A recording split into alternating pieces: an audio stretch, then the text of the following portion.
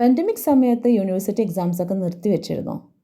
ഒരുപാട് portions pending ഉള്ള ഒരു സമയത്താണ് ഞാൻ അവിടെ ജോയിൻ ചെയ്തത്. BA ഇംഗ്ലീഷിന് പൊതുവെ കുട്ടികൾ കുറവായിരിക്കും.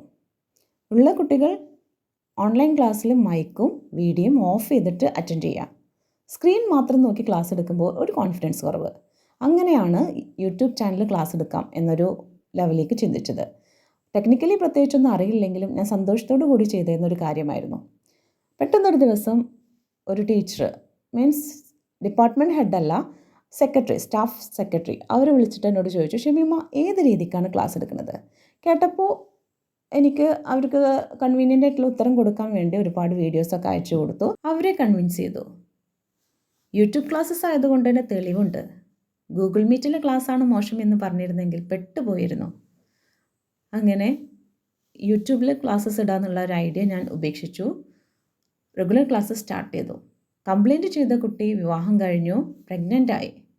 ആ ഒരു സമയത്ത് ആ കുട്ടിക്ക് ഏറ്റവും യൂസ്ഫുൾ ആയത് എൻ്റെ ക്ലാസ്സസ് ആണെന്നുള്ള ഒരു ഇൻഫോർമേഷൻ അവളുടെ ഫ്രണ്ട്സ് എനിക്ക് തന്നു. ചിലപ്പോഴങ്ങനെയാണ്, തെറ്റ് ചെയ്യുമ്പോൾ മാത്രമല്ല കംപ്ലൈൻറ്റ്സ് ഉണ്ടാവുക. പുതുതായിട്ട് എന്തെങ്കിലും ചെയ്യാൻ നോക്കുമ്പോൾ ഒരുപാട് സ്ട്രഗിൾസ് ഉണ്ടാവും. എന്നാൽ നമ്മുടെ ഭാഗത്ത് ശരിയുണ്ടെന്ന് തോന്നുകയാണെങ്കിൽ മുന്നോട്ട് പോവുക. കാരണം ഒന്നും ചെയ്യാതിരിക്കുമ്പോഴല്ല, എന്തെങ്കിലുമൊക്കെ ചെയ്തു തുടങ്ങുമ്പോൾ തന്നെയാണ് സ്ട്രഗിൾസ് ഉണ്ടാവുന്നത്.